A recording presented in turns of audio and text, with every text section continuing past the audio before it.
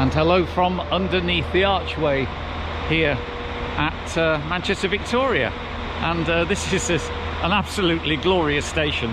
The reason why I wanted to pass through Victoria today was basically to see this absolutely wonderful station. And the exterior, the old Lancashire and Yorkshire station frontage is absolutely amazing. And then inside this new, what would you say, new arched ceiling, there's a lovely feeling of space. So I think it's a lovely comparison between the old and the new. And yeah, here comes one of the Manchester trams.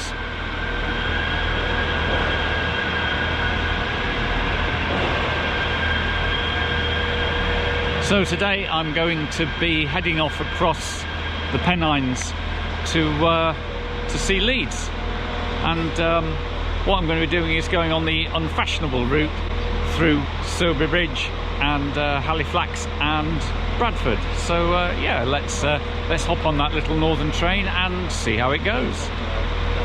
Well, from up here, the strange juxtaposition of old and new is, well, a bit strange, and yet somehow I quite like it. It's also nice to stand up here and watch the trams come and go, and they certainly follow each other very closely indeed. Victoria is a major hub for the Metrolink, with many lines passing through. Looking down onto the concourse, the dome of the old first-class dining room will definitely require some closer inspection, as will these wonderful old booking windows. But first, let's step outside and look at the old facade. And of course, with trams there's no need for overbridges, the passengers just walk across the tracks. And here in this corner is a poignant reminder of the bombing that took place here in May 2017, when 22 victims died and over 1,000 people sustained injuries. Also here is the World War I Soldiers' Gate, and the screen depicts the locations of the Commonwealth war graves in northern France and Belgium. And I do wonder when it was last that gentlemen used this particular service. Outside in the rain, the old Co-op Hanover building, which dates from 1907, still dominates this corner, but let's turn on our heel and have a look at our station. The original station at Victoria was enlarged by the Lancashire and Yorkshire Railway in 1909. The Edwardian neo-Baroque style is complemented by the Art Nouveau glass and iron canopy, which proudly tempts prospective travellers with the destinations served by the railway. I can only imagine how impressed travellers would be when they came upon this imposing facade. It makes me feel just a little bit smaller, and it seems to almost draw the oxygen out of the street. Such is the power and the confidence of the early 20th century railway company.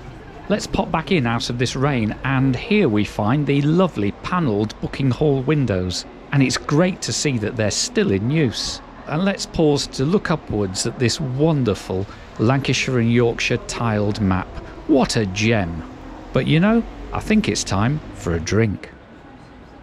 Well, I've got time for a swift half, and actually it's just an excuse to have a look under that dome, because you know what? It really is something. In fact, while I'm finishing this beer, maybe we should have a quick look at the route for today. We'll leave Manchester Victoria and spend quite a long time following the same route as the Rochdale Canal, through Rochdale, Todmorden, Hebden Bridge, Mytholmroyd and Sowerby Bridge. And between Hebden Bridge and Sowerby Bridge we'll also be following the Calder Valley. Then we'll swing north to pass through Halifax and Low Moor before the train reverses at Bradford interchange for the final push to Leeds through New Pudsey and Bramley. The journey today will cover 80 kilometres or 50 miles, and it will take a rather pedestrian 1 hour and 21 minutes, giving an average speed of just 59 kilometres per hour or 37 miles per hour. Now, for comparison, a Trans-Pennine Express service on the more direct route through Huddersfield would take just 49 minutes.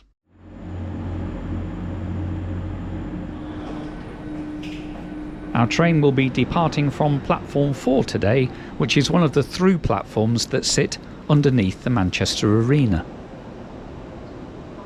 And here it is coming in on its working from Chester.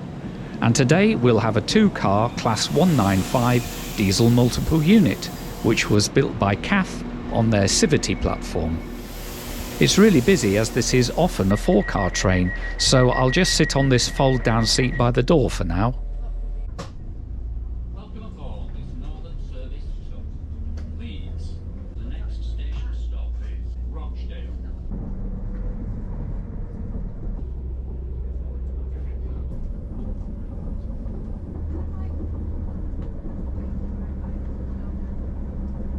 And beyond Mills Hill we pass over the Rochdale Canal.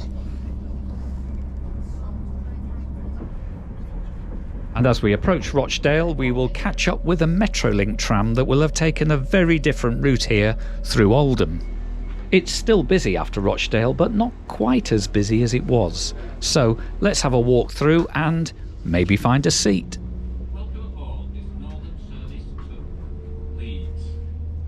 The seating is 2+2 with a mix of tables and quite a lot of airline seats.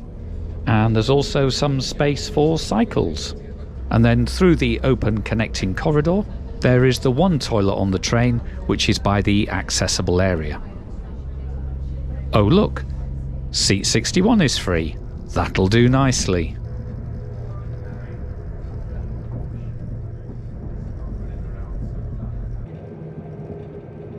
The next station stop is Todmorden.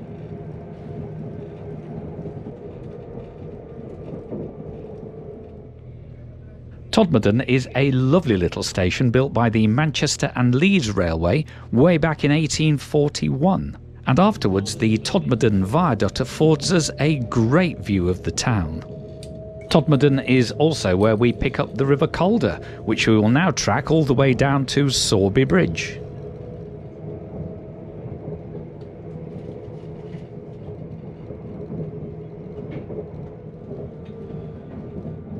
Hebden Bridge is now a major tourist hotspot, but prior to this the town was best known for its many wool weaving mills, which were well placed to capitalise on the nearby Rochdale Canal.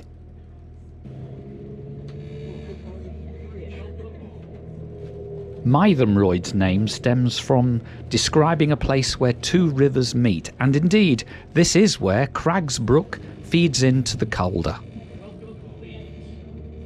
Right, let's do a quick seat tour. The legroom is okay for a commuter/regional train, and you do get a tray table. Now the Northern Moquette, it's a bit turgid, but the seat itself was fine for the whole of the time I sat there. There's one 3-pin plug to share between the 2 seats, and there's overhead luggage space, but there are no luggage stacks. And with that we're into Sorby Bridge, which has a lovely cafe bar in the adjacent station building. On leaving the station, our route curves north over the Copley Viaduct, whilst the line to Brighouse and the River Calder can both be seen below.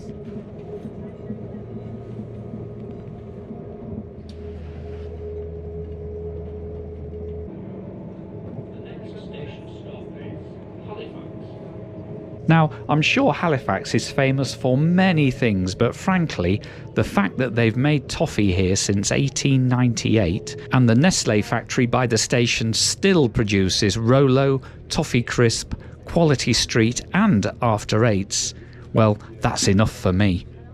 Although actually I was here earlier in the day, and there will be a short video coming out where we have a look at Halifax Station and its environs. The viaduct over the charmingly named Bottom Hall Beck gives us an almost rain-free view. Is the weather getting better? Behind the platform at Low Moor are some old carnival-like statues. Do let me know in the comments why they're there. Low Moor has a long history of chemical manufacture. Currently there is a large plant that produces polymers. However, back in 1916, explosives being manufactured in the town caught fire and the ensuing explosion killed 40 people. The blast could be heard 100 miles away and every window within a 2-mile radius was shattered. Soon we spy the incoming tracks at Mill Lane Junction that will enable us to reverse at Bradford Interchange. Bradford Interchange, as the name suggests, is a designed bus rail interchange station that came into service in the 1970s, replacing the earlier Bradford Exchange station, which was sited slightly further north. Now, I've heard some complaints about this station, so maybe I should stop by for longer and make my own mind up. Anyway, after a fairly prompt reversal, it's onwards to Leeds. This building that looks a bit like a prison is actually Haworth Scouring, which processes wool for the textile industry. And with the rain behind us, Yorkshire begins to show just a little of its beauty.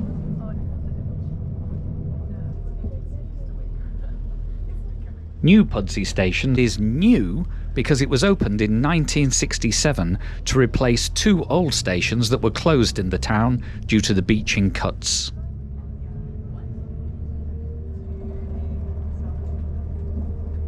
And Bramley is also effectively New Bramley, as the station in the town was closed in 1966, and this station, which is to the south of the town, was subsequently opened in 1983.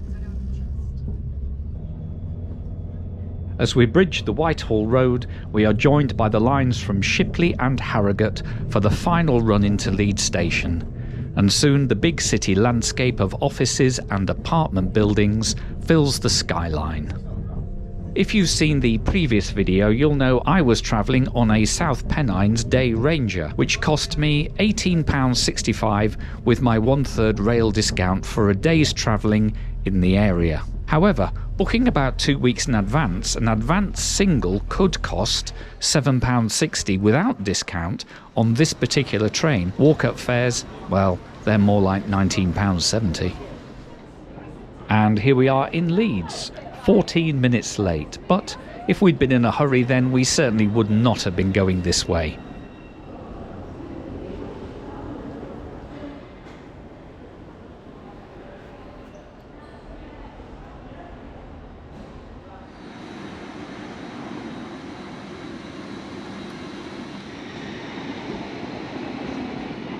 That's the Azuma Leeds. Here we are in Leeds after our little run from Manchester Victoria to Leeds, and yeah, it was a nice little run, wasn't it, on the unfashionable route down through Halifax, Sorby Bridge and Bradford Interchange. So I hope you enjoyed this trip between Manchester and Leeds, and if you did, then give it a like and consider subscribing to the channel, as I release a video every Friday with the odd bonus on a Monday. But anyway, here from Leeds, I bid you goodbye and thank you very much for watching.